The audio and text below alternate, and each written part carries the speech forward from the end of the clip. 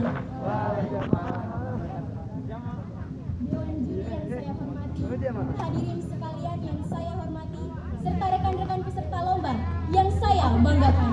Perkenalkan, nama saya Wulansari dan saya merupakan perwakilan dari SMA Negeri 2 Kulisusu. Semakin maraknya kasus kekerasan terhadap perempuan dan anak akhir-akhir ini membuat warga resah, khususnya kaum perempuan dan anak. Yang dimana kasus-kasus tersebut antara lain seperti pemerkosaan, kekerasan dalam rumah tangga, perdagangan perempuan dan anak, penculikan, dan lain sebagainya. Oleh karena itu, pada kesempatan kali ini saya akan membawakan sebuah penyuluhan yang berjudul Akhiri Kekerasan Dalam Rumah Tangga.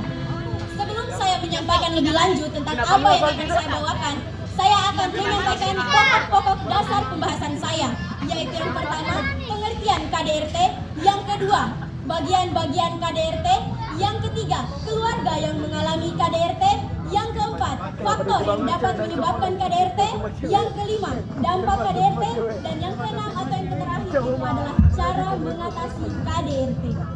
Nah, kita mungkin bertanya-tanya, apa itu KDRT? KDRT atau kekerasan dalam rumah tangga adalah setiap perbuatan yang bertujuan untuk menyakiti dan dapat menyebabkan penderitaan bagi orang lain, baik itu berupa penderitaan fisik, penderitaan psikologis, penderitaan seksual, maupun penelantaran rumah tangga. Nah, di sini kita bisa melihat salah satu daripada bentuk kekerasan yang dimana terdapat seorang suami yang sedang melakukan kekerasan terhadap istrinya dengan cara mencekik. Kekerasan jenis ini termasuk dalam kekerasan fisik.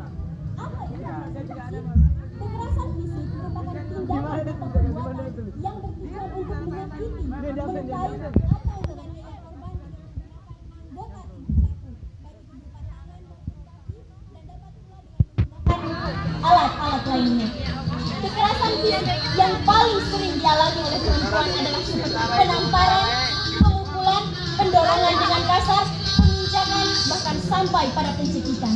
Tentu saja tindakan-tindakan seperti ini dapat menyebabkan rasa sakit, jatuh sakit, luka berat, dan bahkan tak jarang ada yang sampai meninggal dunia. Nah, pada gambar kedua, kita bisa melihat ada sepasang suami istri yang sedang beradu argumen atau bercekcok. Kekerasan jenis ini disebut dengan kekerasan psikis. Kekerasan psikis adalah tindakan atau perbuatan seseorang yang bertujuan untuk menurunkan citra orang lain sehingga dapat menyebabkan ketakutan, hilangnya rasa percaya diri, dan bahkan hilangnya kemampuan untuk bertindak. Contoh-contoh daripada kekerasan jenis ini adalah hinaan atau kata-kata kotor. Seperti kamu tidak berguna atau bahkan kamu tidak menarik lagi. Tentu saja, luka terdalam yang dapat diakibatkan oleh kekerasan jenis ini adalah trauma yang begitu berkepanjangan bagi si korban. Di negara kita atau di Indonesia ini, keluarga yang akan mengalami KDRT itu akan mendapat perlindungan hukum yang dimana termuat dalam Undang-Undang Nomor 23 Tahun 2004 yang menegaskan bahwa yang pertama, setiap warga negara berhak untuk mendapatkan rasa aman dan bebas dari segala bentuk kekerasan sesuai dengan falsafat Pancasila dan Undang-Undang Dasar 1945. Dan yang kedua, segala bentuk tindak kekerasan termasuk KDRT merupakan bentuk pelanggaran hak asasi manusia dan kejahatan terhadap martabat kemanusiaan. Selain itu, para pelaku KDRT juga akan dijerat oleh hukum yang sama yaitu Undang-Undang Dasar Undang-Undang Nomor 23 Tahun 2004 yang dimana yang pertama, kekerasan fisik termuat dalam pasal 44 yang menegaskan penjara maksimal 15 tahun dengan denda 15 juta rupiah.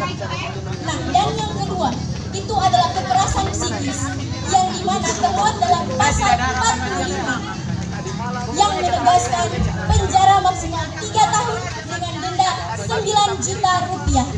Nah, ada beberapa faktor yang dapat menyebabkan KDRT, yaitu yang pertama, pembatasan dan diskriminasi di bidang ekonomi. Seorang istri yang tidak diperbolehkan untuk bekerja oleh suaminya tentu akan mengalami ketergantungan pada suaminya. Sehingga apabila seorang suami tidak atau belum mendapatkan pekerjaan, maka istrinya lah yang akan menjadi sasaran atas emosi suaminya. Dan yang kedua itu adalah beban mengasuh anak. Seorang istri yang tidak bekerja tentu saja akan mengasuh anaknya. Dan apabila suatu saat terjadi hal yang tidak diinginkan kepada anaknya tersebut, maka tentu suami akan langsung menyalahkan anak istrinya.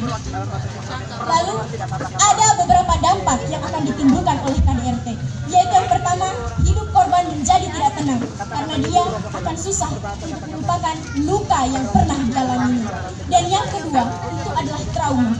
Korban yang mengalami KDRT akan menjadi trauma dan ketakutan sehingga dapat mengganggu berbagai aspek dalam kehidupannya seperti pendidikan maupun pekerjaannya. Dan yang ketiga itu adalah ketakutan. Sebuah studi baru-baru ini menyatakan bahwa korban KDRT itu akan mengalami paranoid sehingga mungkin dia tidak akan percaya akan adanya suatu hubungan baru yang dimana dia tidak dianiaya. Lalu kemudian ada beberapa cara untuk mengatasi KDRT, yaitu yang pertama, membantu korban untuk mendapatkan ganti rugi dari pelaku. Yang kedua, menumbuhkan kesadaran masyarakat akan pentingnya mencegah KDRT. Yang ketiga, mengekspos di media massa sehingga pelaku KDRT dapat merasa malu dan kemudian dia jerah. Nah, pada gambar ini kita dapat melihat persentase kekerasan terhadap perempuan dan anak, yang dimana 42% merupakan kasus kekerasan fisik, 34% merupakan kasus kekerasan seksual, 14% merupakan kasus kekerasan psikis, dan 10% merupakan kasus kekerasan ekonomi. Sehingga kita dapat mengetahui bahwa tingkatan tertinggi itu adalah kekerasan fisik. Oleh karena itu, marilah kita sama-sama mencegah kekerasan dalam rumah tangga. Jangan biarkan kekerasan merenggut keutuhan keluarga kita. Mungkin itu saja yang bisa saya sampaikan.